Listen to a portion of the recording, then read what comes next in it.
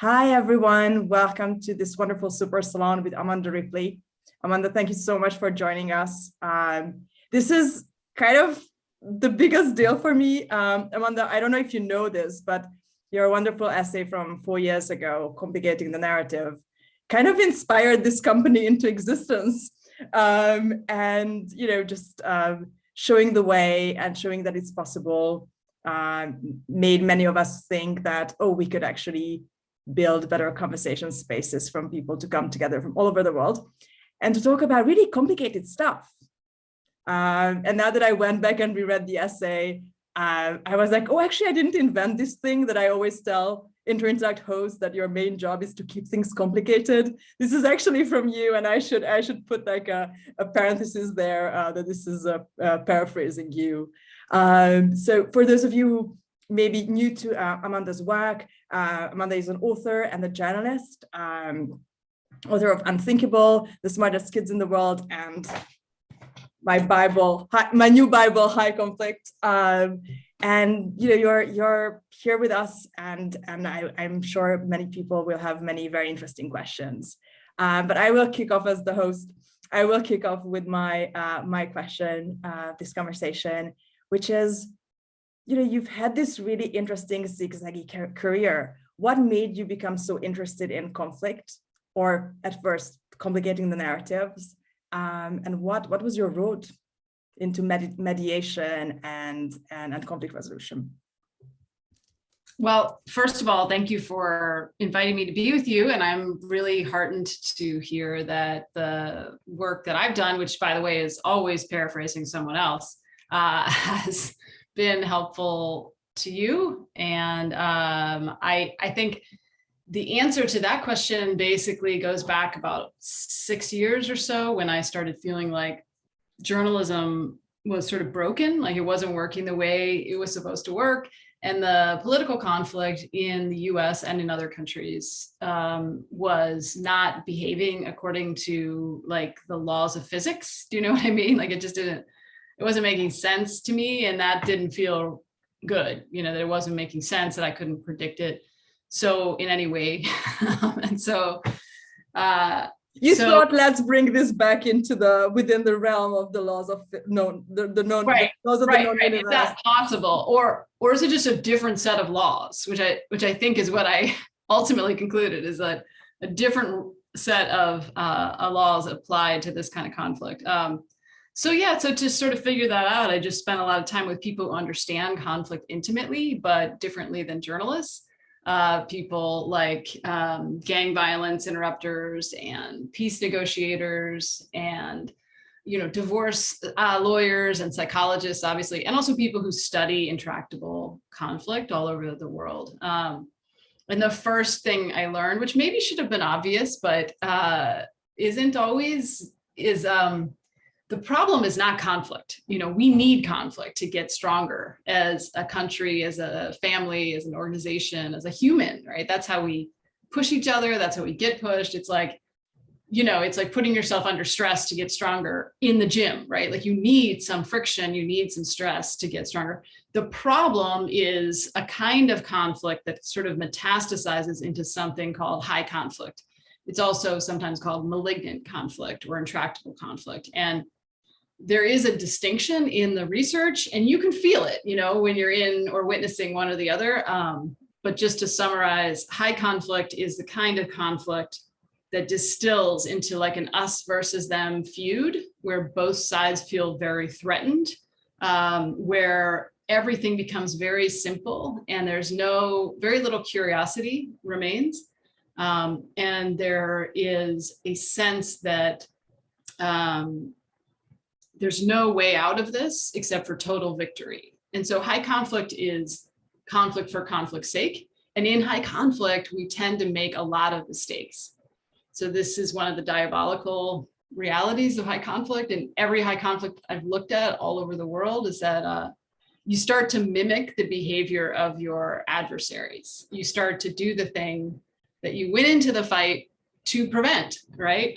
Unintentionally, right? Often subconsciously. So it did turn out there was a different set of rules, because anything intuitive you do to get out of high conflict usually makes it worse. So you have to do counterintuitive things. And that's distinct from what we might call good conflict, which is a kind of conflict that is healthy, right? That I was talking about earlier. I love your example in the book of this tar pit in California, where even a little inch could stop a mammoth, and then all the predators, scavengers would arrive, and eventually everybody is just, it's like thousands and thousands of animals' bones uncovered there. It's a really interesting example. I grew up in Budapest myself, where, the visual remnants of the Second World War and then the 1956 revolution against Russia or the Soviet Union are really visible. So you grow up amongst houses that bear traces of gunfire, and that this stood XYZ building that was destroyed, and it always gave me this understanding of conflict as this really explicit, violent, somebody is good and somebody is bad. But now I'm in Brussels right now, and I was driving around and realized like I'm pretty close to the Somme and the Marne now. So I'm pretty close to like First World War territory. And this is a whole different spiel. But first of all, First World War for everybody is a little bit of an abstraction, right? You're actually there. And first of all, the weather is terrible. You're like, oh my God, it's 4 years in the trenches plus horrible weather all the time. And then you understand this, okay, so they make a trench, so we need to make a trench, and then just like tens of millions of kids die, and nobody moves. And I had a bit of deja vu for that whilst reading your book. In your early essay, you talk about the intractable conflict, and you build on Peter Coleman's work. And there's this wonderful example of his lab work, where there are completely different types of emotional responses based on personality, but also what the preliminary readings are before they go into the conflict. And you also talk beautifully about your own experience and how you felt when you were matched up on the phone app and also in the lab with somebody who disagreed. But in the book, you talk about high conflict.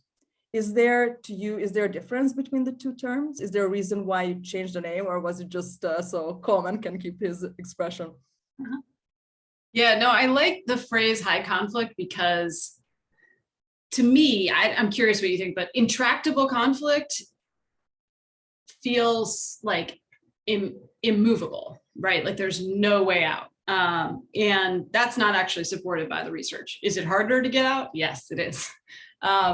Malignant conflict also feels like hopeless. And again, the research just doesn't support that. So there's different things you could call it, but high conflict actually comes from family law. So in the 1980s, as there were more and more divorces happening, divorce attorneys started to notice that about a quarter of divorces could be termed high conflict, which meant that they were stuck in perpetual cycles of hostility and blame. So the couple would just basically go back and forth with endless court filings, and there was no movement.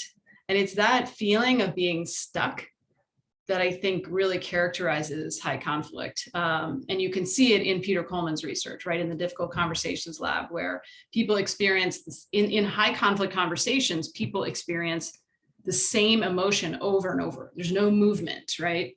They just experience anger or fear, and there's no movement from the beginning of the conversation to the end. Whereas in good conflict conversations, people do experience anger and fear. Anger and fear are useful emotions for lots of reasons. But then they also have flashes of curiosity, maybe moments of confusion or surprise, and then back to anger and maybe disappointment or sadness. So it's like a galaxy of emotions as opposed to just one or two.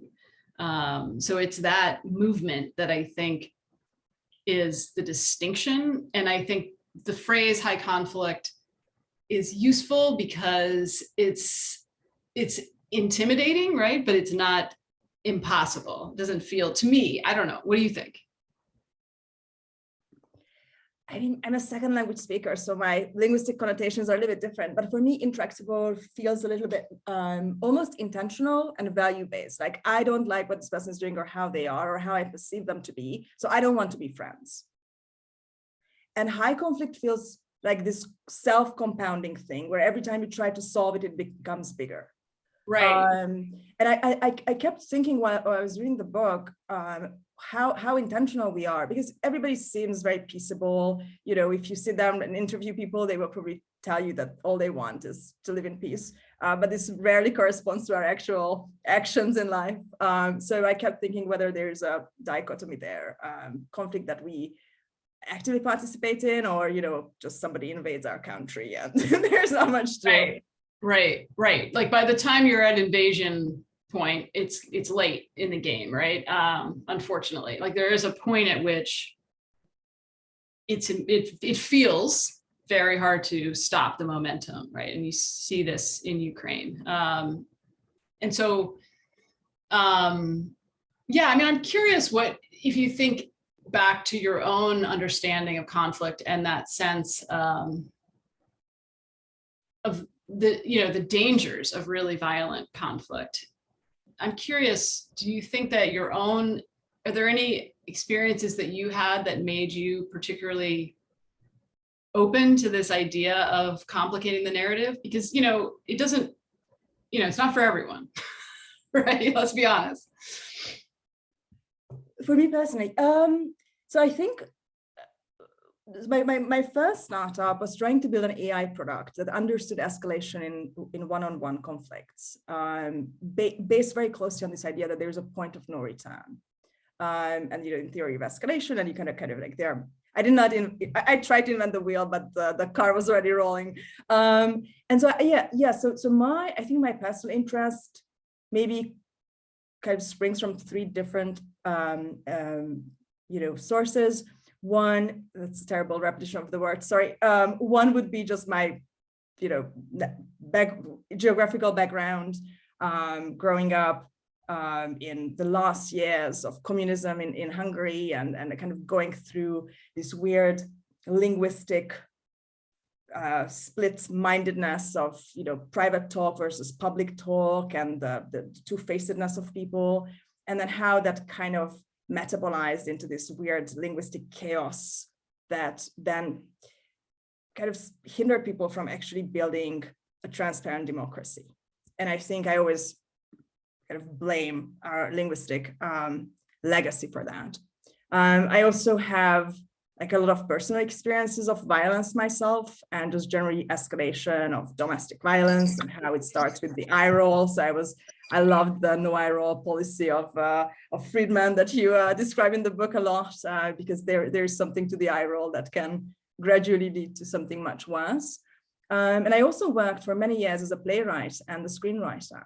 And one of the insights behind, you know, or just one of the insights that gave me the courage to start my first company was this understanding that, you know, screenwriters, since Aristotle, had understood the algorithm of dialogue. So we knew the variables, we knew how you create a plausible dialogue that people can follow and emotionally identify with. And to this day, Hollywood screenwriters, you know, Robert McKee, and like, there's a recipe book of how to make dialogue. And I thought, you know, it was 2016, and I thought, like, I don't know if like fictional characters in my help to have better conversations. I think they don't exist, but there are a bunch of people who do. And how would it look if we started playing with language that way? But then a lot of things happened, and Interintellect was born out of the very surprising experience that it's not necessarily the linguistic tools that need to be recreated. People have got it. People have got amazing language. You don't have to necessarily help with that. It's rather the spaces and the incentives. So Interintellect works very much as a kind of, we have a preemptive relationship with conflict. I like to say it's not aviate, navigate, communicate. It's facilitate, moderate, mediate. And we like to be just at the facilitate level. Sometimes we need to moderate, but we never really have to mediate during events. We train hosts in the art of hosting, which is based on my 4 rules of hosting, which starts with an imperfect host. Hosts are already high hierarchy, so the host's job is to lower the hierarchy, not to necessarily stand on a stage like in a TED talk, but to sit down among the people who participate. The The second one is stickiness. So people know that, I mean, a lot of people here have hosted already or have been to multiple events. So everybody here knows that it's not that they have one chance and they have to like show off. You know, if you're in an introverted mood, it's fine. You can like talk next time or follow up later in the forum. So that was very important to me. The third rule is what I call ritual space, which is that every single Interact salon is the same. This came out of the insight that, you know, I was always daydreaming in school because I knew where things were. People have creative ideas in church or in their favorite cafe where the bottom of the Maslow pyramid is taken care of, you know, hard to dance in a house that might be falling apart. And so there's some comfort in what can come out of everything being always the same. And the fourth one is, I think, where, you know, your work was maybe the most influential, which we call anchoring to truth. Whenever we do a very topical salon, we always start with personal stories. There's always, I mean, those here who have been to many of the salons can attest to that or share their own stories. So we never have theoretical conversations. We always, by the time the introductions are finished, we always know in a non-super salon when it's smaller, what everybody's personal experience might be in that particular area. And you understand that you are amongst humans and that we are all equal, and that we own up to our personal biases and influences. And so I believe that after that, you know, deep conversations can happen. But the one thing missing, which is my big grief, is that I can't feed people because I think that would be really good if Interact salons could start with you guys just getting, you know, plates and plates of food, and then we talk. But yeah, please, let's open the floor a little bit. Guys, do you have any questions about this first topic, or any comments on how we could at Interact to do better based on Amanda's work? Use the hand raise feature if you would like to jump in.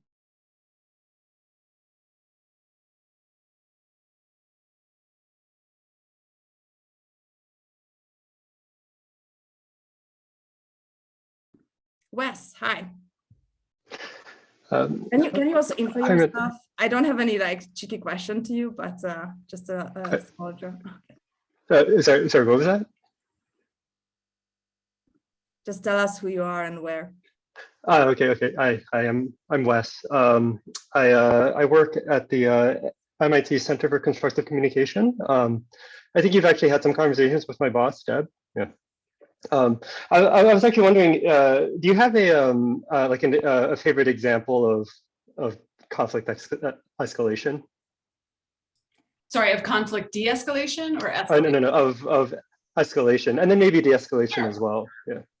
Sure, yeah. So first, I just want to acknowledge, Anna, that you said many interesting things there that we could talk about, but maybe we'll circle back to some of them. But I love this idea of preemptive relationship with conflict. Is that what you said? Yeah, that's my hopeful thinking, but it kind of works. A lot of things are working in Interact that I never would have thought based on my 31 at the time years of life experience, and they somehow, people are amazing. Yeah, no, I think that's where I kind of came out on all this, is that what you want to do is cultivate a culture of good conflict, so that it's much easier to do that than to get out of high conflict, right? So you want to have some sort of guardrails and rituals and skills that help create good conflict preemptively. So that's kind of the perfect goal that we aren't always going to achieve, right? But that makes a ton of sense to me. And then Wes, yeah, thank you for the question. I think one example that I sometimes like to share is actually from, about 100 years ago in San Francisco, before there was such a thing as Silicon Valley, before there was, Mark Zuckerberg, before any of that, there were very wealthy people, obviously, particularly, railroad barons and so forth, who wanted to have nice mansions to live in, right?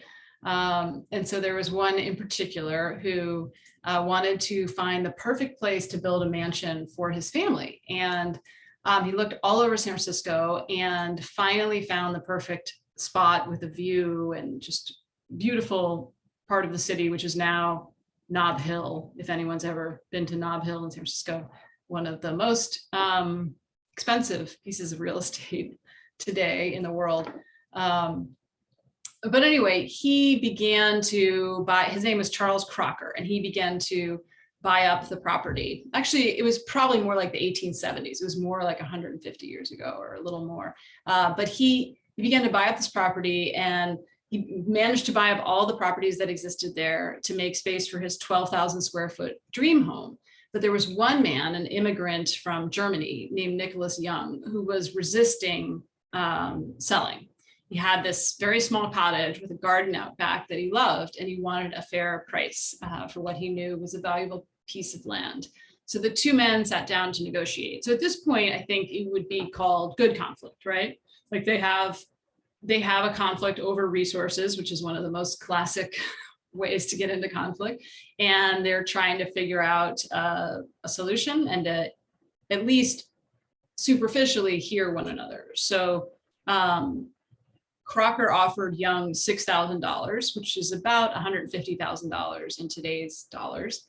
And Young countered, the German immigrant countered at $12,000. So, twice as much, which Crocker did not love, but he decided to meet him halfway and offer $9,000. And I think probably thought that was a very generous offer, but Young refused to take it. So they went back and forth.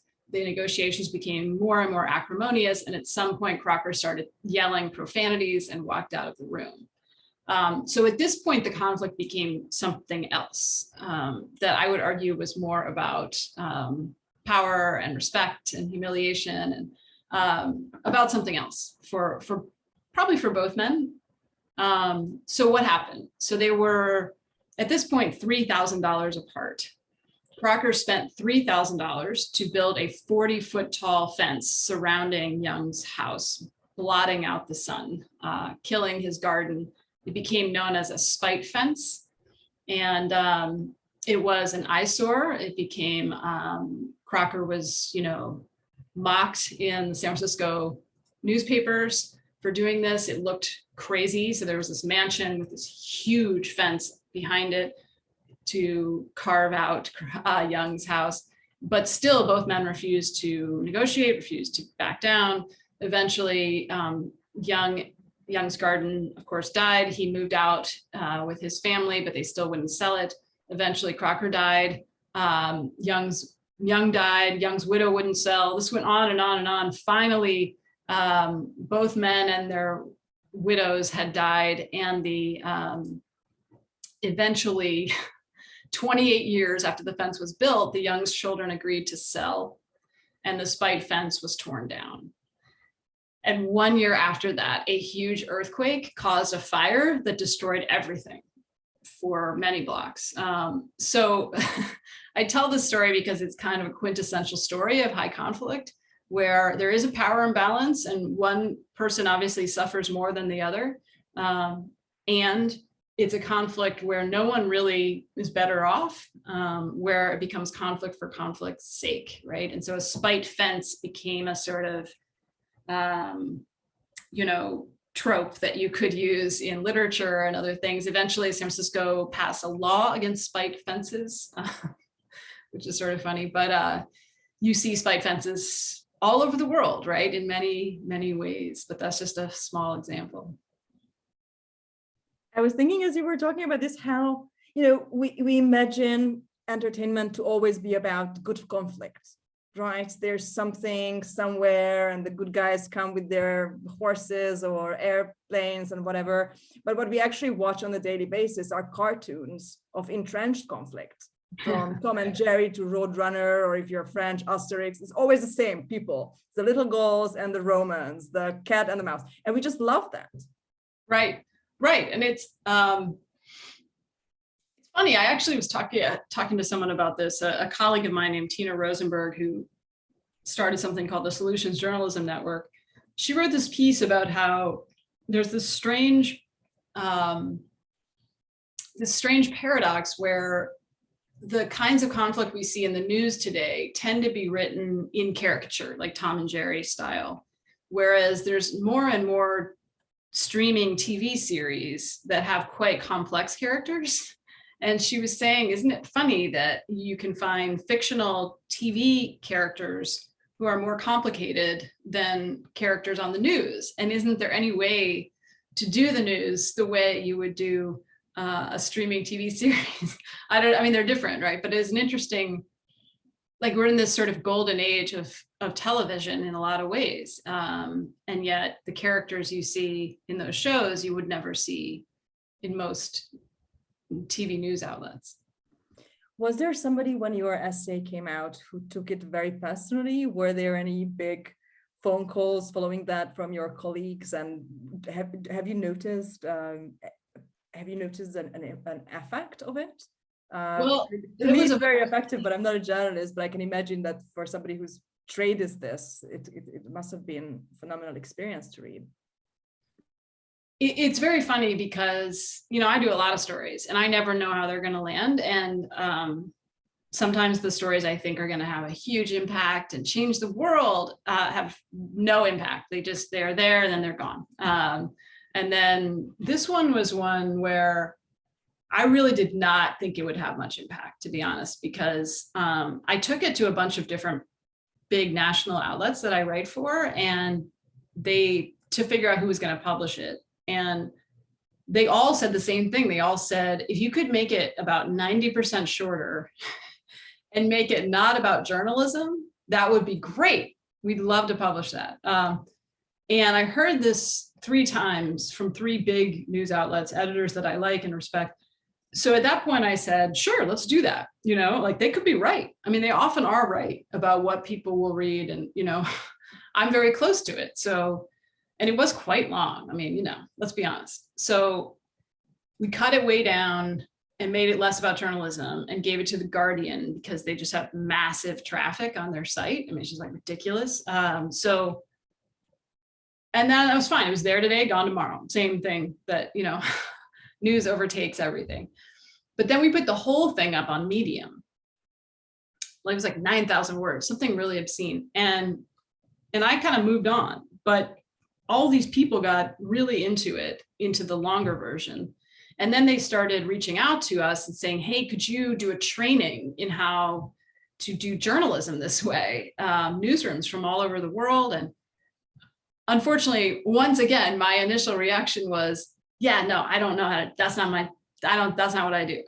But luckily the Solutions Journalism Network, which is the one who had, you know, commissioned the piece, they were like, sure. So they hired this very talented, wonderful TV and radio journalist named Helene Bianduti-Hofer, and she went and created a curriculum around Complicating the Narrative. And she's now trained over 1,000 journalists all over the world in how to do looping, the active listening technique that's in the book that Gary taught me, and how to widen the lens on a conflict, a whole bunch of things that, you know, again, I just did not predict that people would really gel with it the way they did. So you just never, I still don't really understand it, but yeah, that's what happened. And then eventually Helene and I created a company called Good Conflict last year, which does that kind of training and educational work, but in a sort of bigger, so not just for journalists, but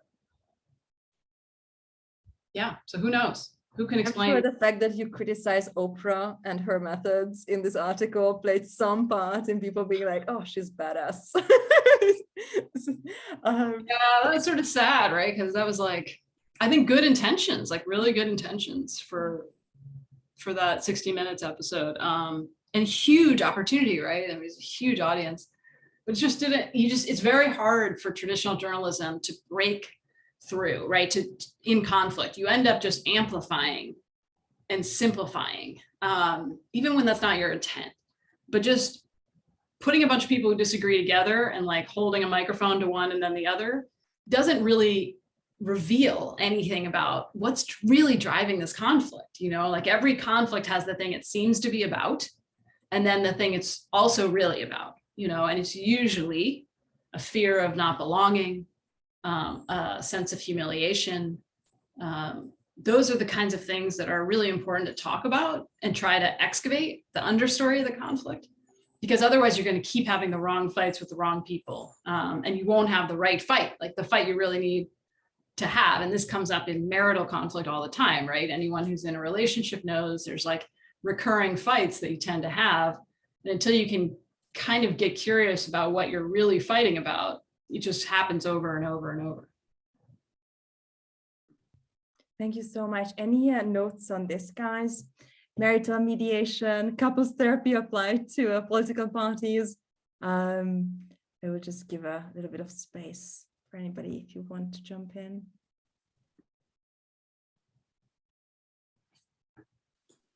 Well, hi, I'm Roberto. I'm a data engineer based in the Netherlands. And actually, one of my driving things that really drew me to this was, of course, from my lens. I work at a big company that can be very, very political. And I often see that if two people really don't get along, it's really going to complicate the whole project for everyone. So I'm not really someone that is difficult, and I see two people being difficult with each other, and it's sort of like how to diffuse conflict that doesn't involve you directly. Ah, fun. Okay. Because if it's me and someone else, then I can sort of, okay, let's be humble and indeed accept this might be just me and my insecurities and. Right. But what if it's two people and it's like, it's not really your business, but it is because it's affecting the team. So it's really that's one thing I struggle with. Yeah, have you ever heard of, Roberto, have you ever heard of a concept called the drama triangle? No. Anyone heard of that? It's a really interesting concept that also comes out of psychotherapy, but I think you could apply it to a lot of conflicts, especially in families, but also in the workplace. And it's a simple idea, which is basically that humans in conflict will often create a drama triangle. So one point of the triangle is someone who feels like the victim, right? And might be, in fact, the victim. And then another point of the triangle is the villain, right? Or someone who's perceived as the villain and might be a villain. And then the third point is the rescuer, right? And in the research, what you find is you want to absolutely avoid being any of these three people, right? Because it creates a dynamic that just becomes a perpetual motion machine and is hugely distracting, partly because the people are not talking to each other, they're talking to the rescuer, right? So you don't want to be that third point of the triangle, which doesn't mean, you just ignore any kind of conflict, right? But ideally, and this isn't always possible, but ideally you're trying to help facilitate a conversation that gets to the understory so you can get clear, help these two people talk to each other about what's actually going on and get really curious about what that is so that you can have the right fight and not a whole bunch of proxy battles, right? But if they're not talking to each other, it can just go on and on and on and on, right?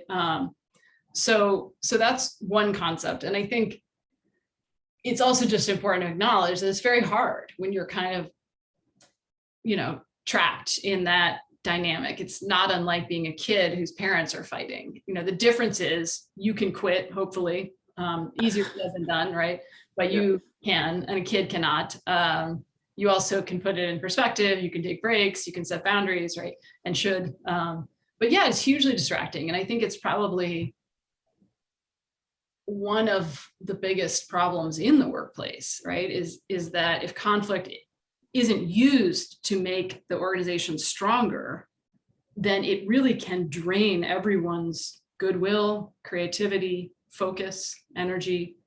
I'm hearing a lot from organizations that are dealing with a lot of internal conflict right now, which there's a lot of reasons for that, right? But partly, I think it's there's a sort of leakage that happens when you're really frustrated with certain things going on in the world or in your life, and you can't control them. we all will naturally try to control the things we can control, right? The things that are closer at hand. And so sometimes, like in the book, I talk about Gary Friedman and how he was this conflict expert who had helped thousands of people through really awful conflicts. And then he ran for political office. And as he put it, it took him about an eighth of a second before he got sucked into conflict and high conflict and really lost his way for 2 years. But in the middle of this, you know, Trump had become president. There was a lot of political conflict, totally unrelated to his little town. But in his mind, it felt like he was Obama and his opponent was Trump. And he would actually talk about it that way, you know. So you start almost role playing these dynamics that are much bigger, right? But are kind of driving the conflict. So this isn't a very satisfying answer, except to say, you know, whenever possible, we want to try to create a space, right, where people can have conversations with guardrails that they've both agreed to, so that you don't get into this perpetual feedback loop. Yeah, thanks. And also, is this maybe a bit what you mentioned about preventing becoming any of these? I think it's maybe related to what you mentioned at the start, that sometimes intuitive things don't work, because if I see something, I want to come in and, you know, to the rescue. And it's actually my first instinct, like, okay, what's going on here? No, but it's actually intuitively, counterintuitively not helping. So yeah, that's a great example of something intuitively. I mean, if someone comes to me and complains about a coworker who's really treating them in a way that's not right, I'm going to validate them. I'm going to like defend them. I'm going to try to be supportive to them. That's all good, right? Those are good instincts. But depending on the situation, that may not interrupt the dynamic, you know, like that could actually just fuel it, depending on what else is going on. So again, sometimes it's helpful for me. You guys might think this is just cheesy, but for me, it's helpful to think about the marital conflict, because if you did have a kid whose parents were fighting, and one of the parents would come to the kid to complain about the other parent, right, which happens all the time, unfortunately, there's nothing that kid can do, right, that's going to make this better except set some boundaries, right? And it's the mom and dad who need to have the communication. It's obviously different with a kid versus an adult, but it's an interesting analogy, I feel like, to think about. I always think about families when I notice a conflict triangle. I didn't know this was the name, so now I'm going to feel very confident talking about it everywhere from tomorrow onward. Actually, I had a really interesting work conflict that might be interesting to you guys. I had a coworker when I worked at this startup in London who seemed to have a conflict with me, and I was a bit like, I don't know, there must be a misunderstanding. But after a while, I got convinced that this guy is competing with me for some scarce resource. I don't know. And it really bothered me because I felt like I can't get my work done. It kind of, marred my relationship with my supervisor. It was a really big problem at the time for me. And thank God for friends from Budapest, where everybody seems to be a game theorist. I sat down with one of them and I was like, Peter, you and I, let's talk game theory here. Like, who wants what? Like David Mamet, who wants what from whom? What happens if they don't get it? Why now? Right? Because I was like, something is off. Like, I'm okay with a conflict, but this is something else. And Peter, as a good game theorist, economist, said, okay, let's sit down and look at your utility functions. And we went and actually like Gottman, we really mathematized the whole thing. And it was amazing because we actually drew up the kind of arrows and they didn't intersect. We want completely different things. And it was such a relief to me. I was like, no, there's actually this person that I work with who thinks that I'm competing with them, right? For I was building my startup kind of in stealth and I couldn't wait to leave and do my own thing. Whereas for him, he wanted to be promoted. And so he probably noticed this hyperactive woman in his peripheral vision and was like, we were in the same team And probably that kind of, to him, that seemed like competition. And it was really interesting because I remember just going to work one morning, knowing that, you do you, that's fine. I'm not a threat to you. And somehow it just, my knowing this helped. And we never had like a close friendship, but we became kind of happily neutral and eventually even karaoke'd once together, which kind of is like victory, right? That's the best we can hope for.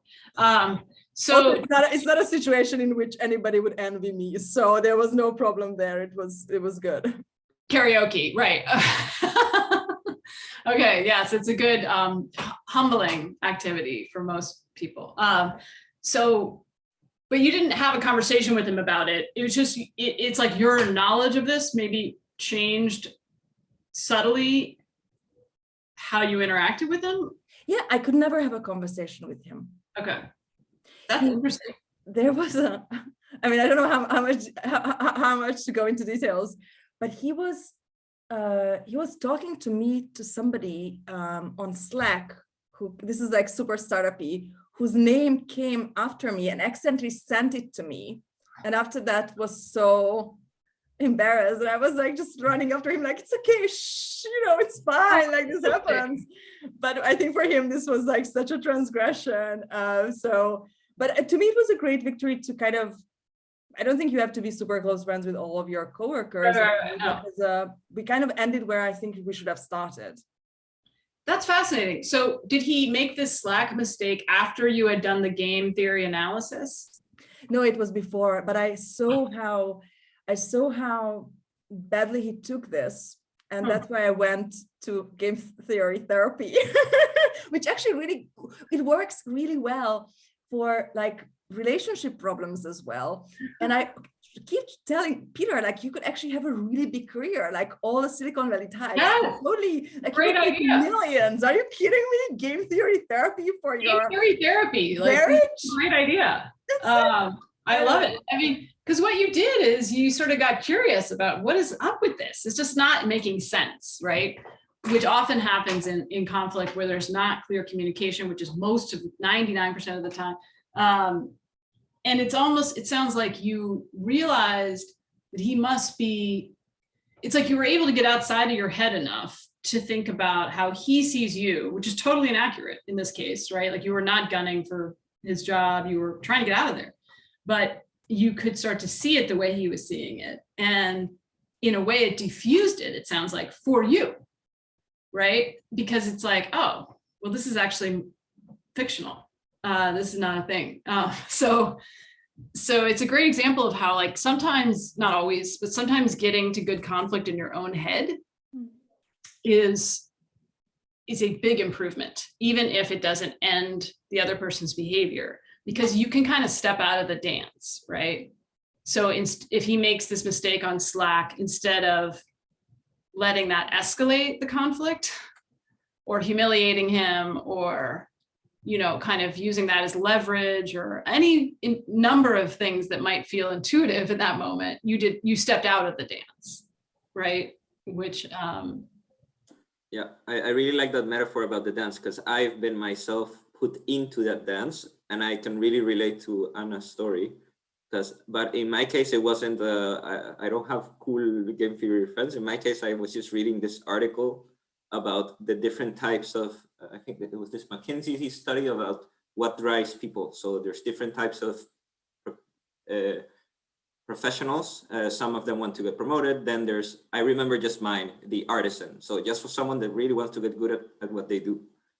And then blah, blah, blah, blah, blah. And I sort of classified myself and this other guy. I was like, wait a second, we are actually in two completely different, we will never, as you said, like, we will never want the same things. And I also diffused myself in that sense. So I just like let it go. That's awesome. Like, just by understanding him a little better and seeing how you were not actually in competition to the degree that it felt, you're able to just subtly shift, right? Yeah, step out of the dance, indeed, because that's the thing. It just happens. You don't really notice. It's like magnetic. these things are happening, and then before you know it, you have a frenemy at work, and it's like, yeah, what happened here? Which is hugely draining and stressful. Yeah. That's maybe management consultant therapy, which is different than from your McKinsey. We've started several hotlines here for different forms of therapy. That's fascinating. I love that. It actually reminds me a little bit of a few months ago, I was walking in DC where I live, and this woman was stopped at a stop sign, and she had a dog in her back seat, and the dog window was open. The dog was barking pretty like aggressively. And, you know, I crossed. I thought she was waiting for me. I don't know if she was, but I was in a really good mood, and I just had like very positive outlook. I think it was like a beautiful day. I don't know why, I can't explain it, but I was feeling very positive. And I was walking to my office, and she started yelling something out the window, and I had my headphones on, so communication was low. But I stopped what I was listening to, and my immediate thought was she was saying something positive, because I don't know why, I hadn't done anything that I could. And so and she said something like, "Do you want me to let this dog out of the car?" And I laughed, thinking it was a joke.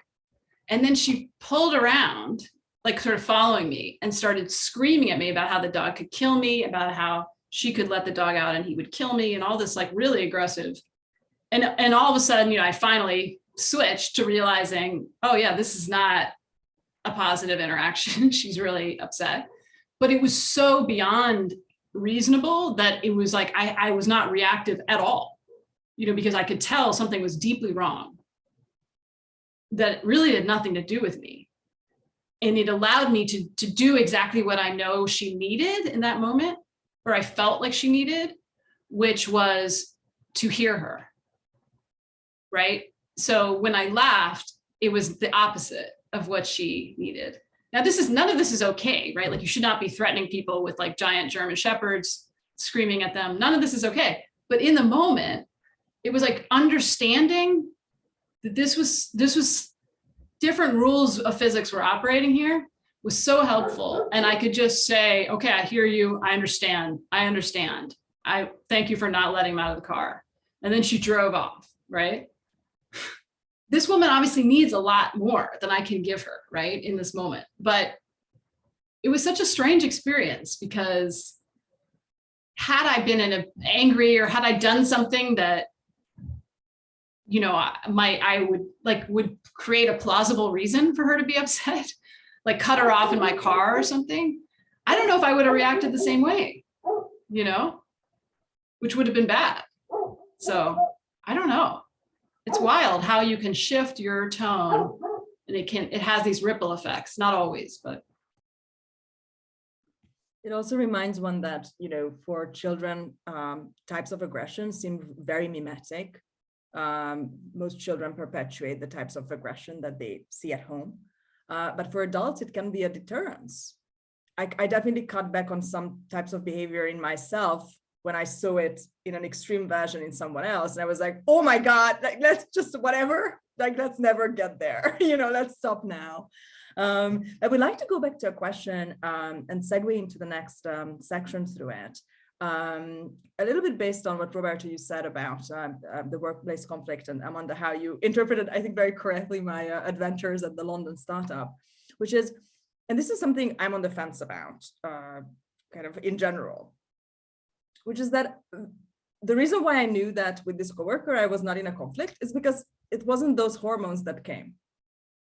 Like, you kind of have different feelings, have a different taste arising in you, and it wasn't I wasn't in a fight, and it kind of always makes me realize that I actually like read these biochemical signals and often rationalize and don't listen to it, but they are always somehow right. But this goes completely against everything else I think about the world. And, you know, when I was reading in your book that, you know, we are very, you know, prone to committing cognitive biases, but nowhere are we as, you know, guilty as in a high conflict. I immediately started thinking about this, like, how much can I actually trust these feelings? And are they universal? Do other people also feel that? Obviously not. One person can feel that they are in a conflict or in a love story or whatever, and the other person is like, I'm just walking here and I'm in my earphones and I'm having a great time. So I'm wondering how, delving into the question of high conflict may have changed your views on cognitive biases about yourself or about the world. And was there any surprises there after 20 years of avid cognitive bias literature and in the world? Yeah, sorry, I just had to close my window because there's a neighbor dog that I'm trying to stay out of high conflict with, but it's not easy. It's funny you say that, because I will say all of this work makes me really question a lot of my initial responses in conflict, and it's a little bit unsettling. I don't know if you feel like this, Anna, but it's a little bit disconcerting, because the more I feel like the less you can trust some of that stress reaction. Now there is an important signal there, right? For sure. In when I get really, angry or frightened or feel threatened. Blame is one that I look for a lot, that I understand very differently. Usually blame in the research, blame is usually a mask for vulnerability. Now that doesn't mean you can't hold people accountable, right? But a sort of pattern of blame, like really kind of self-perpetuating blame, usually means there's some kind of vulnerability underneath. So it is an important signal to me if I'm engaging in a lot of blame, even in my own head, right? It's a signal, but it's a different signal. Like in the past, I might have just verbalized some of that blame or kind of stayed there with it. And sometimes you do have to take action, right? But also it makes me sort of pause and wonder, like, what am I actually trying to protect here? Like, what's the vulnerability here? And is it something that, is it an old feeling that goes back to when I was a kid that's really not relevant right now? Or is it real? Am I threatened? So it sort of takes all the fun out of it, honestly. Because at the same time, you can take that too far and just be paralyzed by doubting your own instincts, and that's not good. But I do try to slow down my reaction, right? So to the degree possible, take some time to see if I'm going to feel differently tomorrow. And if I don't, then that might be a sign I need to take some action. I don't know. What do you think? I don't know. I think I'm one of those people who love to disregard these signals. And I'm like, I'm sure I'm wrong. This person is great. This street is safe. This is going to be fine. And then kind of in my own peripheral vision of myself, I see myself taking a lot of precautions, but it's not directly with someone else. So you're saying that sometimes maybe you have a tendency to not listen enough. Yeah, more for me, it's more like I sit down and I kind of like bang my head into the wall, like, why I had a bad thing about this person, I had a bad thing about the situation. But it's rarely a blame. For me, I always understand the other person's point of view. It's more like the validity of mine.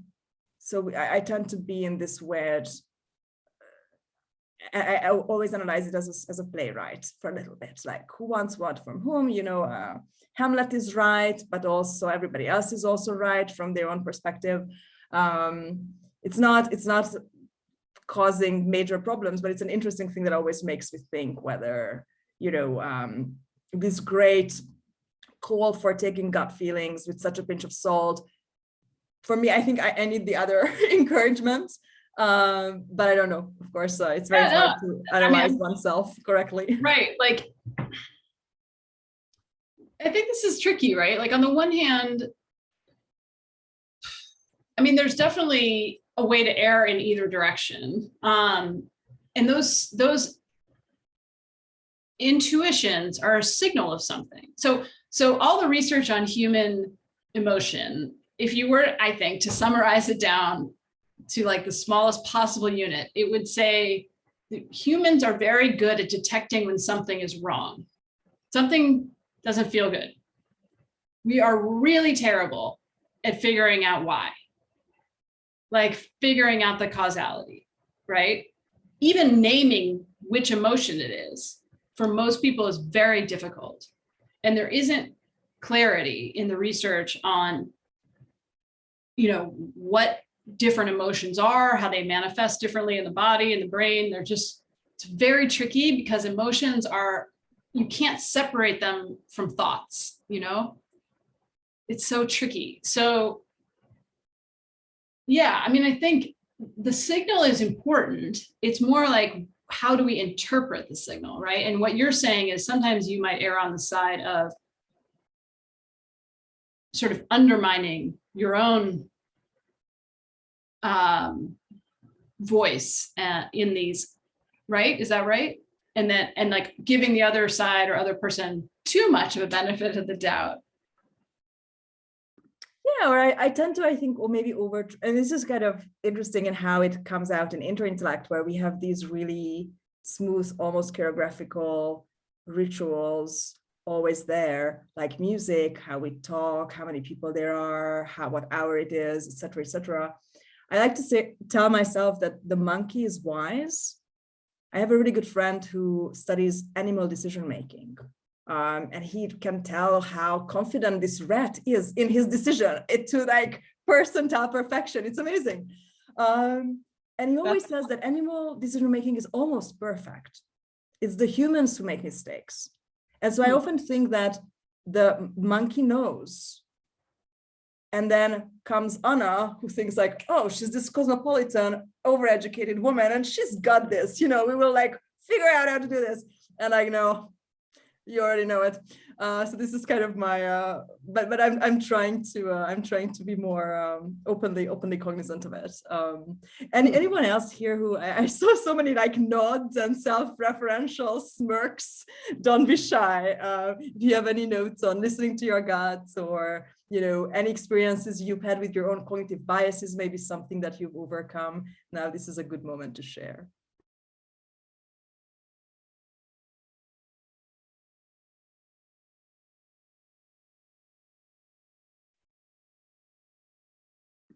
Tina, you have your hand up. Do you have video for us? Yes, I do, I guess. Or I would prefer maybe like not being on video since it's recorded. Okay, don't worry about it. It's late in Europe. Yeah. Don't worry. But, thank you for being here. I would love to ask about, especially, I'm loving the conversation about different dynamics in conflicts and, all sorts of range from, aggression. And kind of like from the personal perspective, I've had actually experience with like the exact opposite, kind of like complete like a lack of communication to the point of like complete stonewalling. And I know that, there would be maybe, one of the options would be kind of like try to like set up some boundaries and maybe just, to the point of just like walking away from it all. But, the other person kind of like won't let me walk away. So it's kind of, I just feel like I'm in like extremely like unhealthy dynamic in general. Do you have any thoughts or kind of like maybe any suggestions on, what can happen? Yeah, so are you familiar with John and Julie Gottman, who study marital conflict? Not at all. Okay, so they have identified, they've literally studied thousands of married couples fighting, and they can, they've learned a lot about what is good conflict and what is unhealthy. And one of the signals that you might be in trouble in a relationship is stonewalling. And another one is contempt, right? So anger in conflict is okay.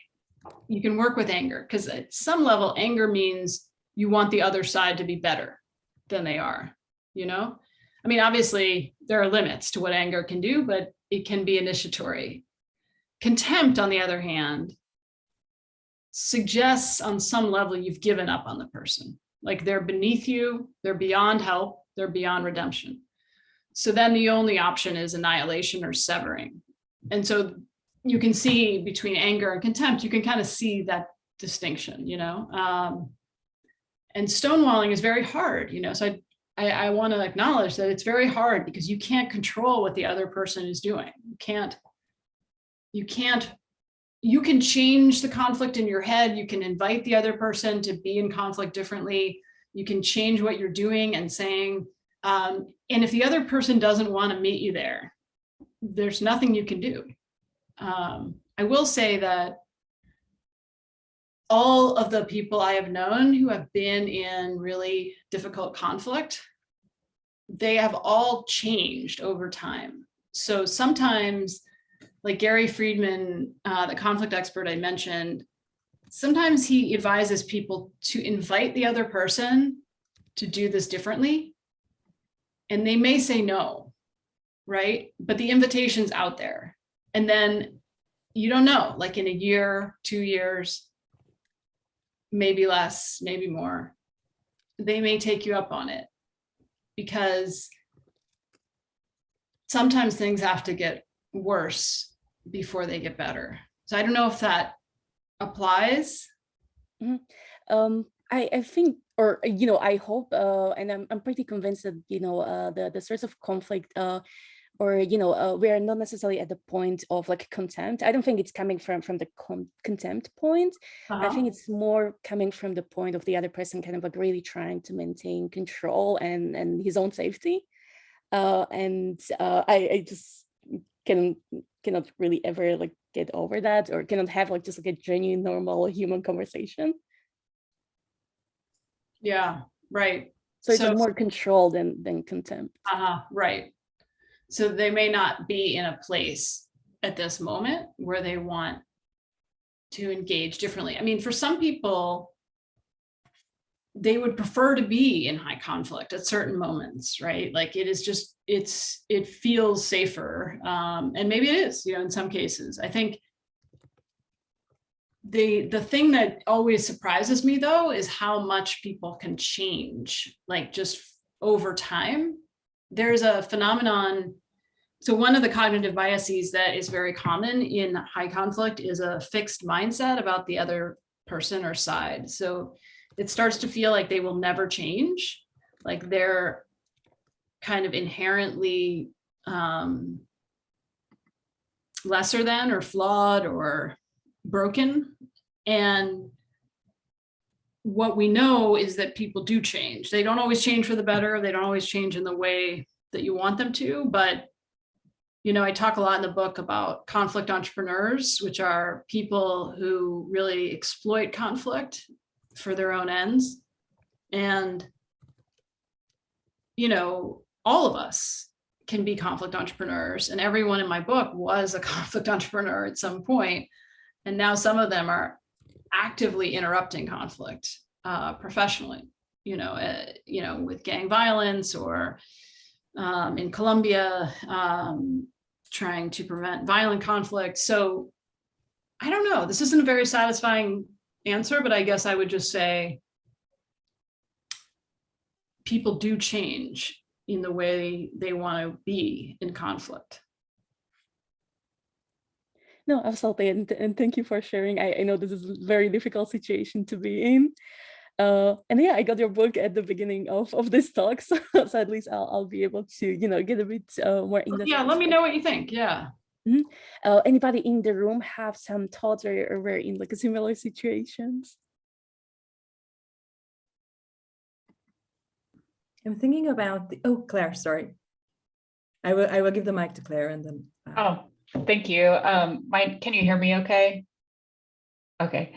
My name is Claire, and I live in Dallas, Texas in the US, and I'm at the start of launching a second career as a mediator. I spent 20 years at Southwest Airlines working in logistics and labor relations. So one of my questions is around a conference I went to in mediation earlier this year had a speaker who has a long career in mediation and has an institute. It's called the High Conflict Institute. And he speaks about high conflict personalities. And this is a little bit different from what you talked about in your book, which I read last year and loved. It's a little bit different than the fire starter or conflict entrepreneur. It's someone who just has high conflict as sort of part of their being. And I don't remember anything in your book about that. And I wonder if there's anything in the research that you've done that supports that some people are just kind of always tending to be stuck in high conflict. I would like to believe that that's not true, but I'm not sure. I'm curious your viewpoint. Yeah, no, this is great. So Bill Eddy is, I think, the person you're talking about at the High Conflict Institute. Yeah. So I have talked to Bill and his business partner, Megan, who are just really, really helpful and wise and have done a number of books that are really user-friendly and very strategic, like lots of, information you can use today. So if you are dealing with someone who is engaged in perpetual conflict, cycles of blame and shame, you may be dealing with a high conflict person. Now, so to answer your question, Claire, I do think that is a real thing. I think the research supports it, my reporting supports it, their work supports it. The only thing I don't love about it is kind of like the phrase conflict entrepreneur. It suggests that there's something inherent in the person and that they'll never change, right? To get back to this idea of fixed mindset. High conflict, so most conflict entrepreneurs are also high conflict people. I suspect, and I have asked Bill this and he agrees, they're not always the same, but one of the fascinating things is, so after the book came out, one of the things I said in the book is, hey, you got to identify the conflict entrepreneurs in your life or on your social media feed or on TV, whatever, identify who these people are who seem to delight in the conflict, who thrive on the conflict. Usually conflict entrepreneurs are damaged in some way. They have some problem, trauma, history they have not dealt with or have not been able to deal with, and they will kind of spread pain around. And so everyone I followed in the book, whether it's a environmental activist or gang leader or a politician, one of the ways they got out of high conflict was to distance themselves from the conflict entrepreneurs in their lives, right? That just seemed to be a prerequisite to sanity. But then a bunch of people wrote me after the book came out and they were like, what if you can't distance yourself? What if the conflict entrepreneur or a high conflict person in this case is your boss or your wife or your president or, any number of things where it's not so easy to distance yourself. So I did the only thing I know how to do, which is go out and report it. And so I did a piece for the Harvard Business Review about how to work with a conflict entrepreneur. And, one of the first people I called was Bill Eddy. And, this goes back to this idea of you have to do the counterintuitive thing. So my intuition when I encounter, let's say, a high conflict person, so someone who just seems to be constantly engaged in cycles of blame and shame, who always feels like the victim in the triangle, not just once in a while, but like for years.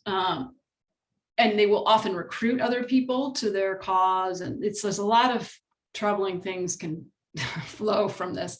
But my instinct is to run the other way when I encounter a high conflict person. And so again, if you can't distance yourself, you actually have to spend more time with them than you want. So that's counterintuitive. And you're trying to understand, like, what is going on with this person? As Gary told me, if they're 90% conflict entrepreneur, can you speak to the 10%? Because no one is just one thing, like I'm not just a mother, I'm not just a journalist, I'm not just a neighbor. None of us are, right? We all have different passions, different motivations. Some of the time we're conflict entrepreneur and some of the time, we're parent or whatever. And so you try to figure out, is there some way to channel some of that energy to one of these other things this person cares about that is also in the interests of this organization or humanity? Easier said than done, right? But part of the challenge with a conflict entrepreneur or a high conflict person is understanding their understory, even if it's not grounded in reality, so that you can at least make sense of their behavior, predict it. And then what the High Conflict Institute and Bill and Megan have done is give people a bunch of like go-to, you know, tricks and tips for how to communicate with a high conflict person. Like they have this one called the EAR method. There's always like acronyms, like classic sort of, you know, business books, but the EAR method is like the first. So there's different kinds of high conflict people. Some of them are extreme narcissists, right? That's probably the most common kind. So understanding that's really important, because then you know what they need. You know, whether you're going to be able to muster the energy to give it to them is another question, but you know what they need. So the first thing, E, is for empathy. So, you know, they come at you with something and you want a first short statement of empathy for what they're up against, right? Now it has to be true, which is the challenge, if you can't totally fake it. And then you sort of acknowledge, that's the A, and then respect, like give them something, even if it's a small thing. You can be like, I can tell you really care about, you know, you're making sure that you do your job well. I don't know, I'm making this up, but like some statement that acknowledges, and it typically tends to kind of like diffuse some of that.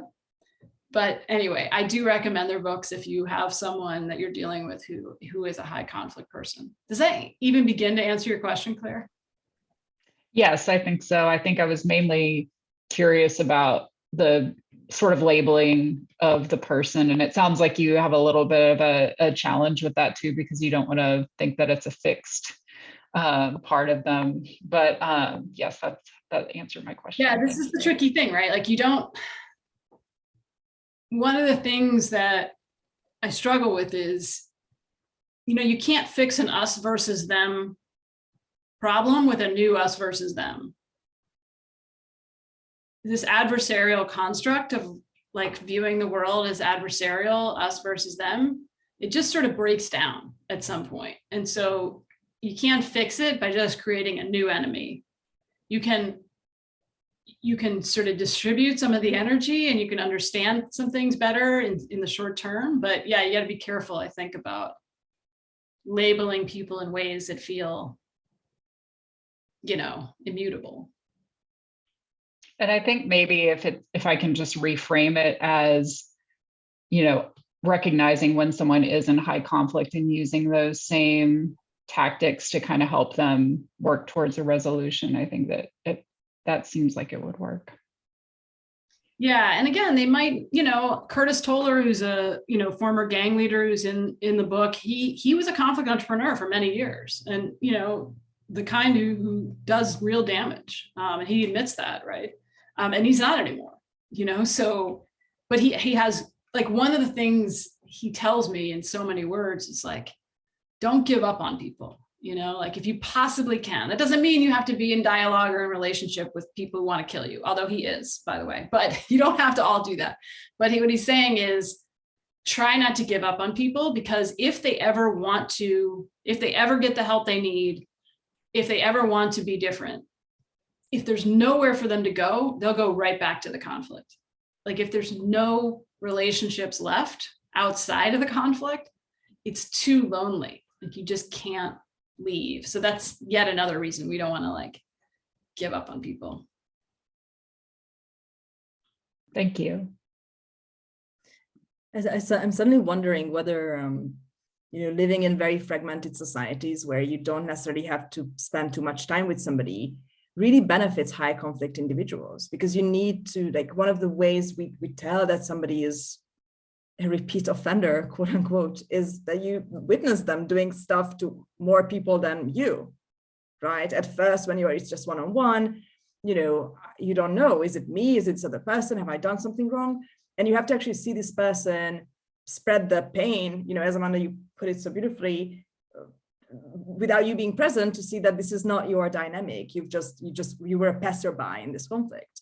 And what I'm noticing especially amongst like immigrants and people moving around the world, is that often we don't get to spend enough time with somebody to know whether it was this person or me in a situation, in the work economy, in relationships and friendships. We are very migratory, and I find that a lot of people who are semi-conscious of very negative patterns in themselves try to solve these problems by just having a migratory life and taking the pain from one person to the other before they actually cop to it, which might leave you with this really uncomfortable feeling of never knowing who was it, whose fault it was, or who started the dynamic. Right, that's a good point. Like, it's hard to know the patterns if there's not thick ties, right? If you're all kind of disconnected and people move around a lot. And I mean, it's like two sides to that coin, right? Like, on the one hand, I mean, most of human history, you would know about the guy who was the high conflict person in your village. Like, everyone would know, you know, that's Frank, high conflict Frank, like, we know. And like, we know this was the whole reason for human migration in the first place, that the Franks had to leave. They were like, Frank, look, there's this mountain. Yeah. We never tried the other side. Do not leave that forest over there. Yeah. Go check whether there's fresh water there. And, you know, if we don't hear from you, we will just assume you're happy. Right. Well, right. I mean, for sure. I mean, getting cast out of your group was a terrifying thing. It still is, you know, but that could be an incentive for people to do things differently that maybe isn't the same. But also, you knew things about Frank. Like, you knew that, like, the one person who could reason with him was his grandmother, you know? So if things got really out of hand, you call in the grandmother, right? I mean, that's like the oldest conflict resolution tactic there is call in the elders. But you also knew that when he drank, things got really bad, right?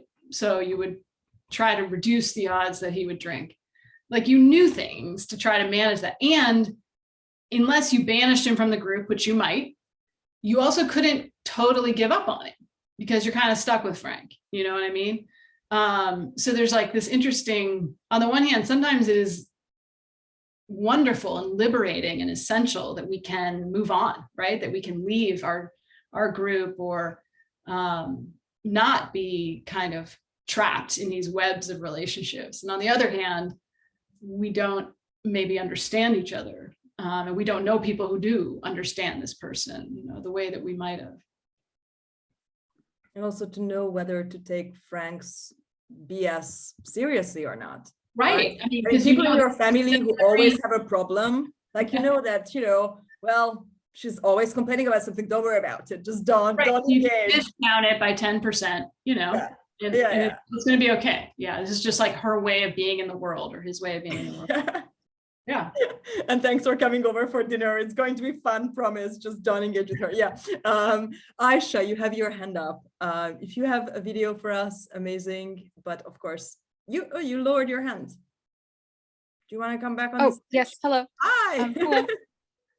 I don't have video for now, but okay. I'm very interested in this question of expecting people to change versus accepting them for who they are, because there are times when you initiate a conflict with someone, it's almost you want them to change in some way, but in one regard that means that it can become as like a criticism or an attack when the more kind of, I guess, conflict like avoidant ways just accept them for who they are. And I always, in my own relationships, I find that it's this conflict between like accept versus change. It's almost like an ethical question, because it's like, am I kind of abusing them in a way of like forcing them to change in a certain way, or even asking them to change in a certain way? Or is me staying silent and not sort of telling them the truth of what I think the kind of the worst thing to do? So this is something that and also I think my personal kind of difficulty in conflict is like, I'm very good at internalizing other people's contempt and kind of talking about their perspective about myself in the worst way possible. So I guess that's probably where kind of my neurosis around this comes from. So yeah, I'm sorry if that wasn't phrased clearly, but I'd love to hear your thoughts. Very clear. I think that's a exquisitely important and difficult question, right? Is when do we demand more or different of people, and when do we accept them for who they are? I guess my one contribution would be to say there's another step in there before that choice, before that decision tree, right? There's another step of investigation, like investigating. Mm-hmm. Is this person what I think? Is this what they mean? Is this what they intend? Is this what I mean? Are they getting what I'm saying? Like, Mm-hmm. there's a whole layer of investigation that cannot be underestimated. Now, there are real things that we disagree on, right? Like those are real, but trying to, like, if we think of it like a pie chart, right? I always think about like, what percentage of our divisions are like the real division that we need to talk about, right? That we need to decide whether to accept the person or demand something different or walk away. And then what percentage is misunderstanding? What percentage is the person doesn't even know how they feel? Like there's internal confusion, right?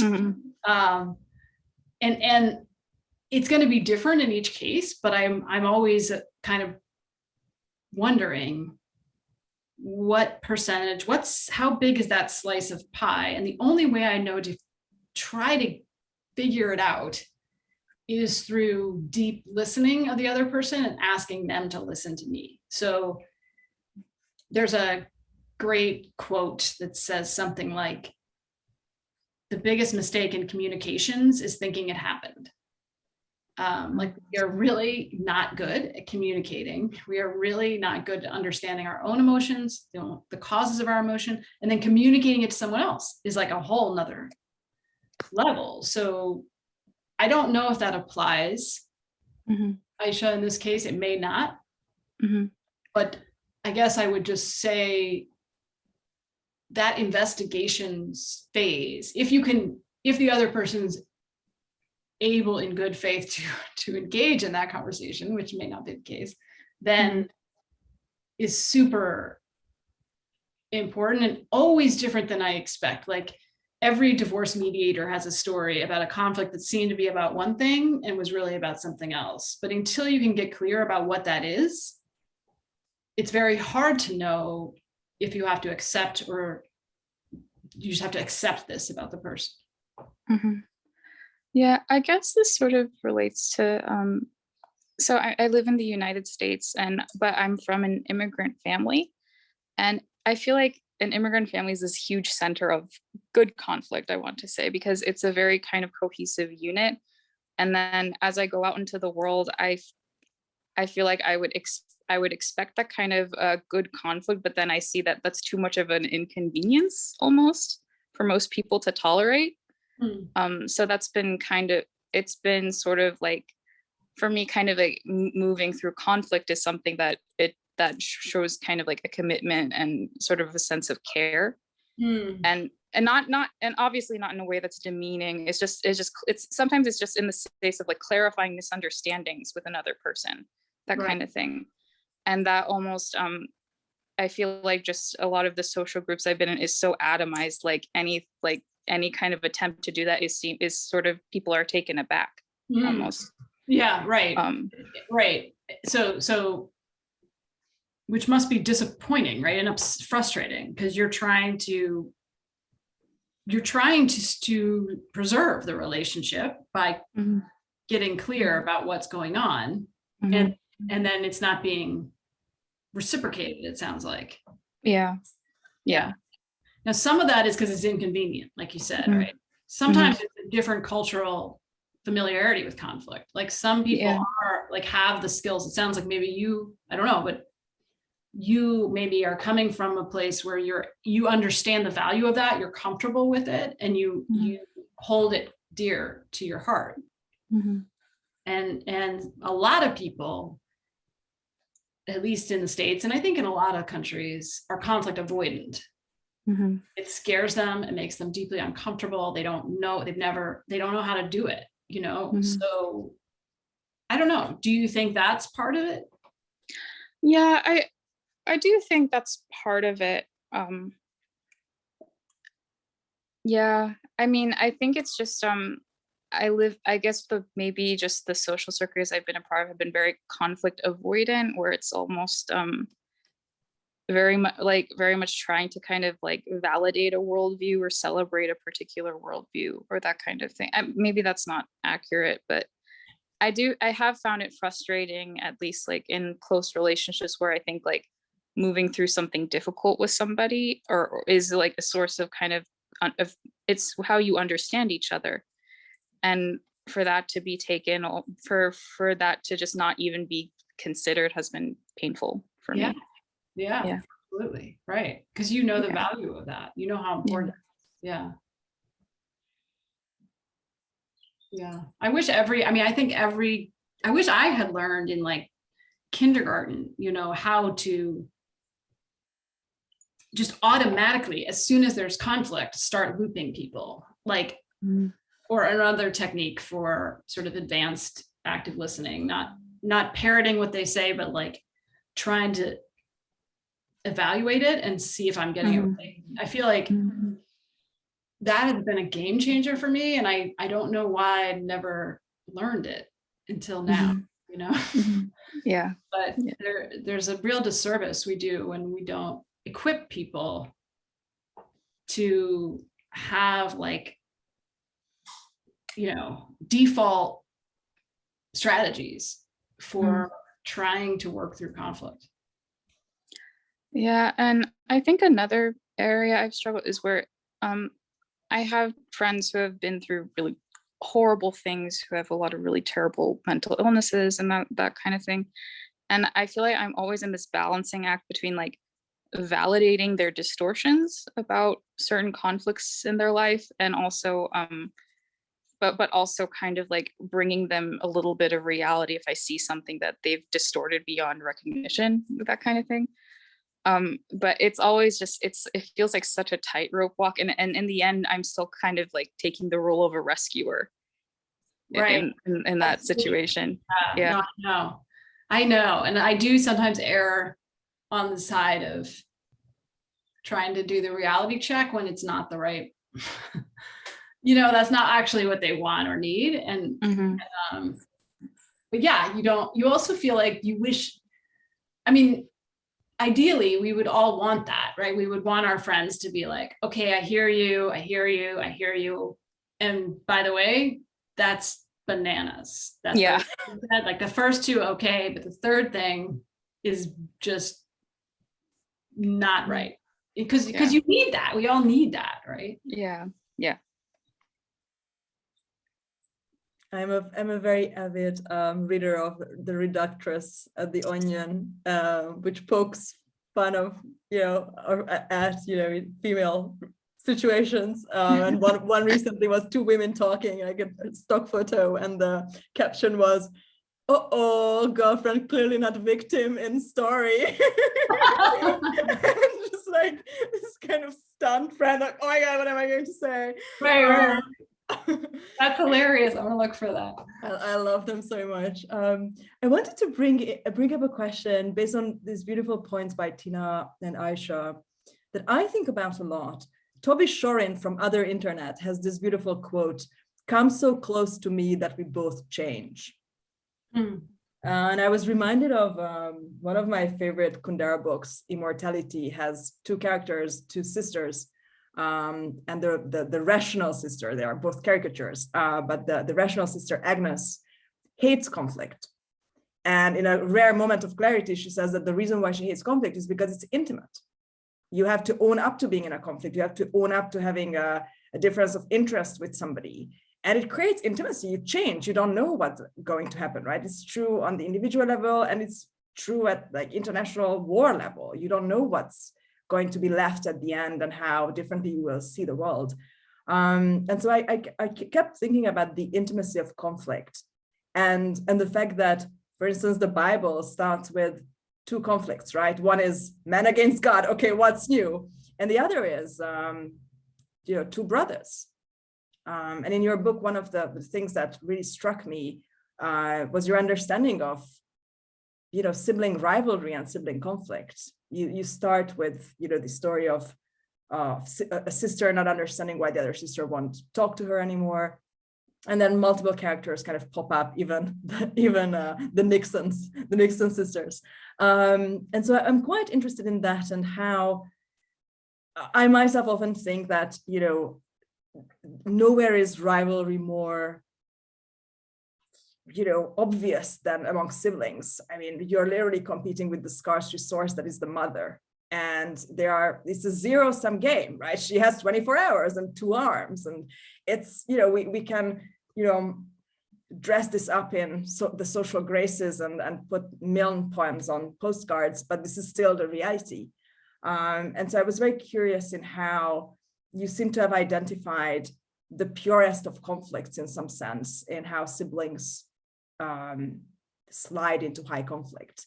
And I was just wondering whether, you know, now that we have a war between 2 brothers in Europe, whether this is something that is personally important to you, whether you have maybe added to your notes in this area, and generally what drove you to delve into it. Yeah, you know, it was actually Peter Coleman, who you mentioned at the Difficult Conversations Lab, who first mentioned siblings to me as a really important place to study conflict, because it's actually the longest relationship most people have. You know, it's longer than, because you live longer, right, than your parents do. And like you said, it's born into conflict over a scarce resource.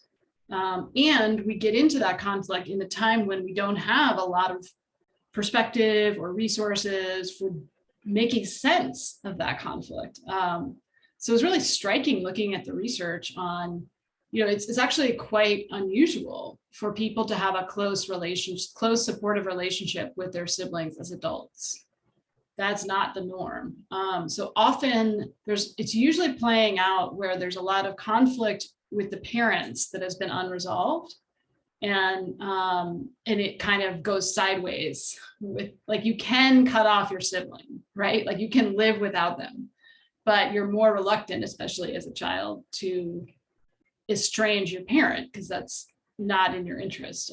So it is an absolutely fascinating place to sort of linger. And one of the stories that I've collected over the years is the story of 2 sisters who immigrated to the US from Italy years ago. And I believe they came in the 1930s.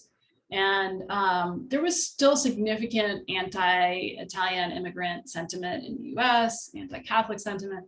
And it was hard. You know, they both ended up in this town in New Jersey. They worked in Princeton, New Jersey, and one of them worked cleaning the rooms of the Princeton University students and ironing their shirts, and the other worked in a pizza restaurant. And they were very close. They raised their kids on the same block. They went to the same church. They eventually were able to kind of establish homes in New Jersey. And one day, one of the women, the sisters in the 70s, went back to Italy to visit. And somebody there gave her a piece of really good cheese to give to her sister. And it was like this kind of Italian provolone that at the time was very hard to find outside of Italy. So the sister came home and the cheese never appeared. And to this day, there's lots of contradictory reports about what happened to the cheese. But what we do know is that the women stopped speaking to each other for 30 years over this missing cheese. And their family and grandchildren were devastated. It was a point of great pain, you know, for everyone. But, you know, there are a lot of stories like this where something seemingly very small becomes a symbol for many years of undiscussed, unresolved, uninvestigated resentments between siblings. But eventually, this is what often happens, is one of the ways people get out of high conflict, including in sibling conflict, is there's a shock. There's some kind of shock that happens. In this case, the woman who had not delivered the cheese, who had failed to deliver the cheese, her husband died. And so the other sister called her. And, you know, they still argued about lots of things. There was still anger about the cheese, but they ended up close again for the last few years of their lives. So these shocks are important because they suddenly reorganize all the priorities. And there's a moment, and it doesn't last forever. There's a window of opportunity after a shock for people to interrupt the high conflict, right? And that's one of the reasons you want to stay, if you can, stay in a relationship, because you might be able to interrupt it when those things happen. I'm also thinking about, the world being the shock. I have stories in my family of, for instance, my grandfather, who was a diplomat. He was posted to Canada in the 60s. So this is like deep Cold War, Soviet Union diplomat in Canada. And his sister, one of his sisters, that he hadn't seen since the Holocaust, and who was at this time an Israeli, was also posted to Canada as an Israeli diplomat, and they couldn't meet. So they were both finally in the same country, but because the two countries didn't recognize each other and they were both diplomats, they couldn't meet. And that became like this whole thing of like trying to meet somewhere in the world. And eventually in 1977, they could meet. And I often think like, this is how siblingness functions great. There's a challenge, there's the outside world, you meet once every 30 years, it's perfect, you're super happy. But kind of to counter this, Sarah Constantine, this wonderful mathematician, unearthed a paper that is fantastic. There's some research to show that best friends, so people who randomly become best friends somewhere in the world, are often fourth cousins. They don't know. And I'm like, yeah, we're back in the cave. Like that's it. You are fighting with your sibling, and then you marry your second cousin, and your best friend is your fourth cousin, and that's it. Wow, that is really wild. Huh. Yeah, and I mean, it's funny when you said it that way, like sometimes it's the world that gets in the way, right? And I guess I would say it's always the world, right? Like it's always, but that's a great example of a sort of extreme, scaffolding that doesn't allow connection. But I think what's fascinating is how other family members and friends influence sibling conflicts. And that's, you mentioned the Nixon sisters, right? So for them, they had been very close for many, many years, including when their father, Richard Nixon, had to resign during the Watergate scandal. But then after he died, and it's often after the parent dies, right, where these rivalries really blow up, they got into conflict about what to do with his library, Richard Nixon's library. And, in that case, family members and library employees all took sides, some of them acting as conflict entrepreneurs, especially some of the lawyers, perhaps. The library's director was accused of fanning the flames of the conflict. There were angry letters that got leaked, which is never good because then there's like humiliation involved, which makes every conflict worse. 2 lawsuits were filed, a $20 million gift to the library sat unused on a shelf because the sisters couldn't agree. So that was sort of a classic high conflict that is definitely influenced by lots of external factors, but then one person interrupted the spiral, which in this case was the judge. The judge in one of the lawsuits ordered the sisters to meet together in person. So he's trying to get out of the drama triangle, right? And so one summer day in 2002, the sisters met at the Intercontinental Hotel in downtown Miami behind closed doors. And there were 2 police officers outside the room. There was a mediator there. There was a bunch of lawyers, unfortunately, but that was part of it. And at one point, the sisters broke off from the group and went off by themselves to talk. And just before 2 a.m, they reached an agreement. So this conflict, which had lasted 5 years, was resolved in less than 24 hours with a final agreement that was 2 pages long. So in that case, there were probably many factors, but the conflict entrepreneurs were sort of sidelined and the 2 sisters were able to talk directly.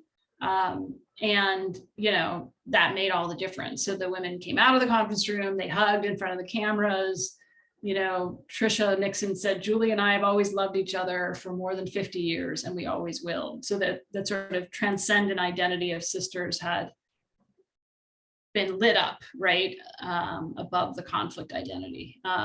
So Yeah, sibling conflicts are endlessly fascinating. And there's a book, if anyone's, there's a couple of really good researchers who just study this, but there's one is at Cornell who's actually collected a whole huge database studying sibling conflicts. I can look it up if anyone's interested, but the other expert is Josh Coleman, I believe his name is, and he's studied family estrangement, particularly between parents and children, and has a very good book out about that is kind of mind-blowing in lots of ways. I think it's called Rules of Estrangement. Yeah. I love this Rumi quote with which you start your book. If somebody hasn't read it yet, the book's High Conflict starts with, out beyond ideas of wrongdoing and right doing, there's a field. I'll meet you there. And to me, it's an interesting take on, I often quote the beginning of Macbeth, when the three witches are like, they will fight now, there will be like a lot of warring and blood, and after we meet, like humans, mortals, they keep doing the same stuff, it's fine, we can meet after when it's quiet. Let them figure out who's king now, as if it mattered. Right. For when the life expectancy is 32, and then we meet after. Wes, you have your hand up. Yeah, I was wondering if you might be able to comment on situations where high conflict is necessary, or some kind of conflict is necessary. I just recently came across The Constitution of Knowledge by Jonathan Rauch. It's both an essay and a book, but in it he points out that there are kind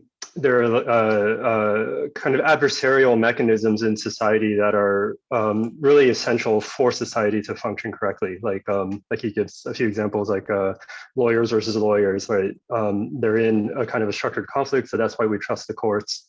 In science, there's peer review. That's why we trust scientists. The way that we can trust government is because there's newsrooms,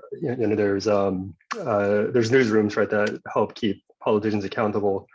So yeah, like I don't really have a real question here. I'm just curious, like what you think about this idea of like conflict being necessary. Yeah, so I definitely believe conflict is necessary. Absolutely. And this question of, is high conflict ever necessary? It's certainly inevitable.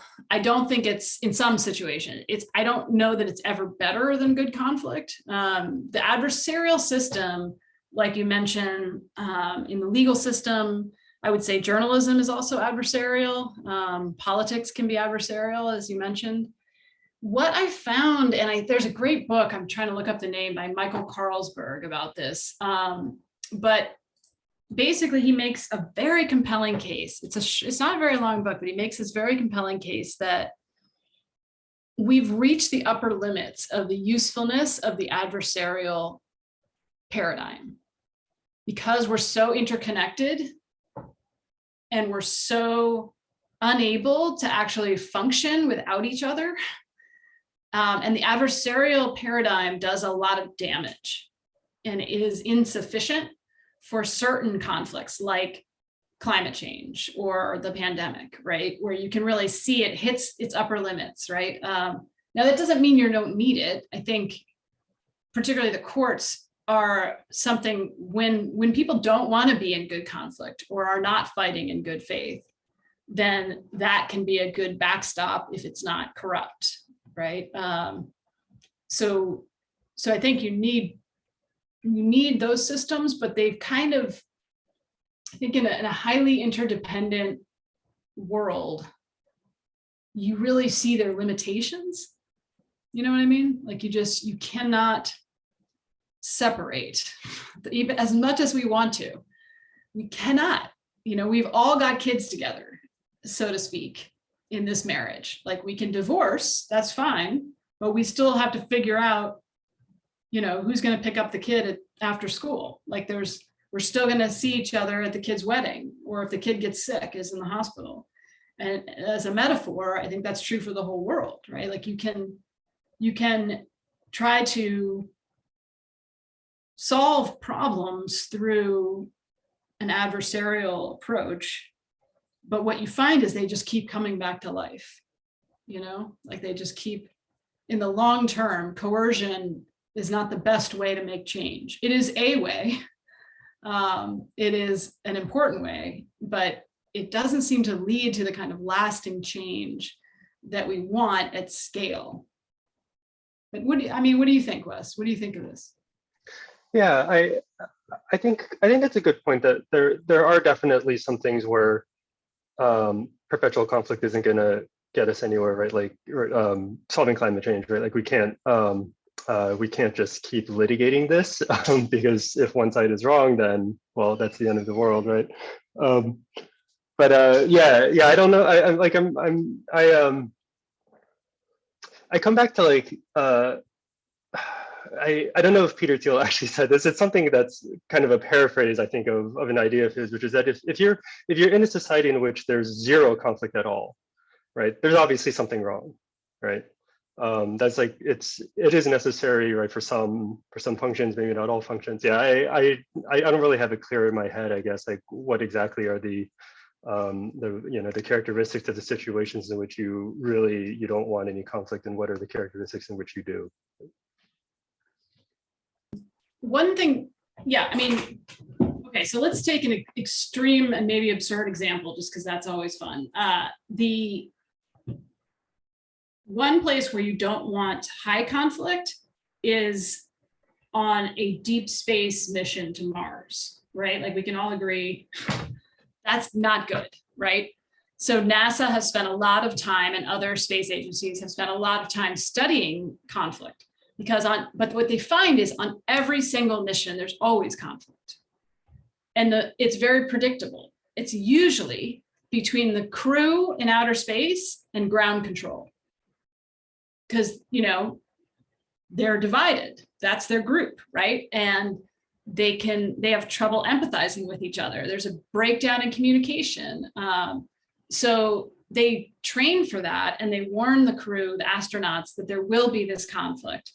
And they give them scenarios. I mean, I've done some of the training where they literally have to role play arguing with ground control. And it's actually particularly difficult with deep space missions, which is what they're hoping to do soon, because you cannot have real-time conversation like we're having right now. So you'll send essentially an email, and it'll take 20 minutes to get to Earth, and then they'll send it back. So it's like a very ponderous way of communicating. And that's how conflict can really escalate. It's like we can't read each other's. So one of the people I interviewed who works on this, one thing she does is sort of train the crew to write emails that try to compensate for that. So they'll say, if you mean this, here's what I think. But you might mean this, in which case I think that. Like, it's super awkward, but they're trying to deal with the fact that humans are terrible at communicating, and they've got this artificial barrier, right? So that's a place where you do need conflict though, right? If there were no conflict, then you could make a deadly mistake, right? Like you could have groupthink. There's been tons of research on this with airplane crews, that if there's no, and with surgeons, right? If you can't speak up and have conflict, then people will die. But you don't want high conflict, where it becomes destructive and self-perpetuating and kind of becomes a distraction from the mission itself. So they've spent a lot of time on this. It's totally fascinating, and we can talk more about it if you want. But the bottom line is, I don't think there's any place where you want no conflict. I have a hard time thinking of one. There's a time for conflict, right? There's a time, like, you know, you got to pick your time and place, but I don't think there's any place where you would want none. Maybe in sports, like there are, like, you know, well-entrenched enemies of your sports team, and then every 50 years you beat them, and then that's the event of the generation. Right. No, there's a lot of conflict in sports, right? I mean, a ton. But right, you don't want it to become violent. Yeah, Roberto. Yeah, one thing, so I worked a lot coding, for example, and I do notice that the good type of conflict is often on how to do things rather. So it's often like not personal. So Right. when you're talking about how to do something, and that's when the type of good conflict appears.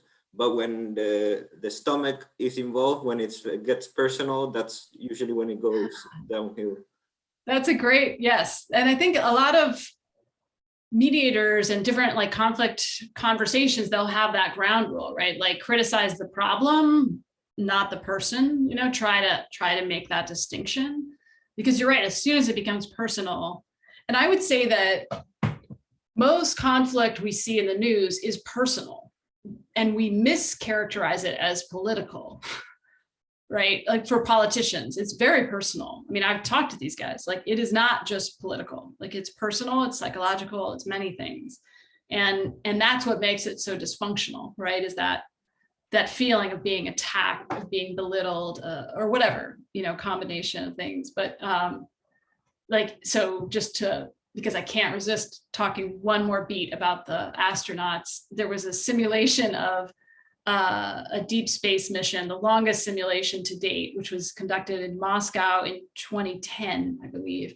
And it was 6 men from 4 countries who were for 17 months living in this windowless concrete building, pretending to go to Mars. So this is how seriously everyone is taking this. Like they really are recreating a deep space mission to study it. And that means they had no sunrises, no sunsets, no real-time contact with friends or family. I mean, it's insane. The only reason they do it, by the way, is because they all want to be astronauts, and it's really hard to get selected to be an astronaut. And every week they would answer a survey about interpersonal conflicts. That was one of the things they were studying. And they found that there were 49 conflicts that the crew bothered to report.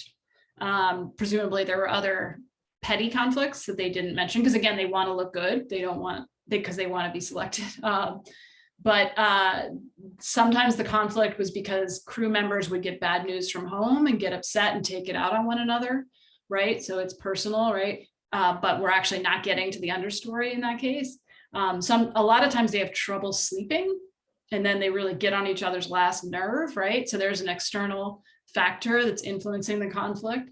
But that conflict between them and ground control was by far the biggest category of conflict. There were 5 times as many conflicts with ground control as with each other.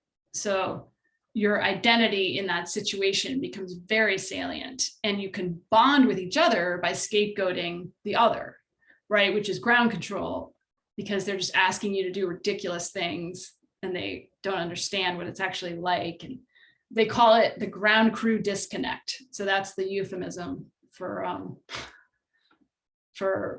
what I'm talking about. But yeah, I mean, it's the same on a boat, on a plane, on a space shuttle. It's fascinating. It's so interesting that you studied the NASA transcripts, because when I was working on the first startup, one of the first like long conflicts that I digested were the Apollo missions, and every single known black box of a plane crash or nearly avoided plane crash. Yeah, that was right.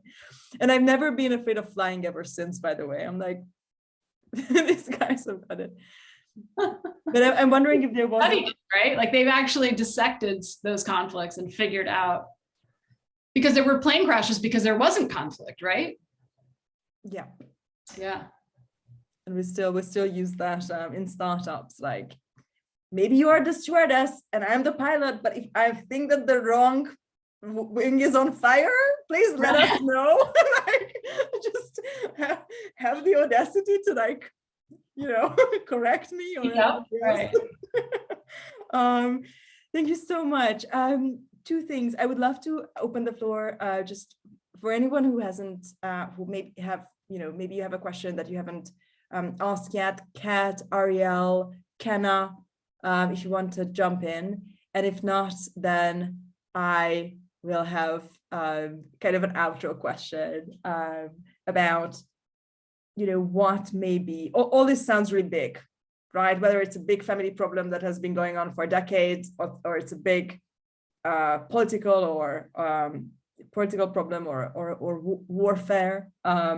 But what can we individuals do? What are, maybe Amanda, like the top 3 things that we can all start doing better tomorrow? And just hope that whatever little leverage we might have in the world, actually, if a lot of people do these small things, then it will lead to really big. Yeah, I mean, some of this depends on your sphere of influence and what country and context you're in, but we know from the research that when people go on Twitter or Facebook and say that violence is not a good way to solve a problem, that the fastest way to destroy a democracy is through violence, that basically condemn violence, that actually lowers the support for violence among your followers. So it's great if a famous person does it or a politician, but you don't have to wait for that. Like I know here in the States, there's a lot of concern about the level of political violence. So that's something that is proven out, that like you can right now say again and again that violence is not okay for anyone. And it's an important norm to keep bolstering, particularly as we approach the midterm elections here. For other people, I mean, I think the 4 fire starters to watch out for and try to reduce your, to sort of decrease their power in your world are humiliation, conflict entrepreneurs, false binaries, like a sense of just being 2 groups, us versus them, and corruption, right? So those are the 4 conditions that tend to lead to high conflict, right? And it's going to be different for different people, but most of us have ways in which we can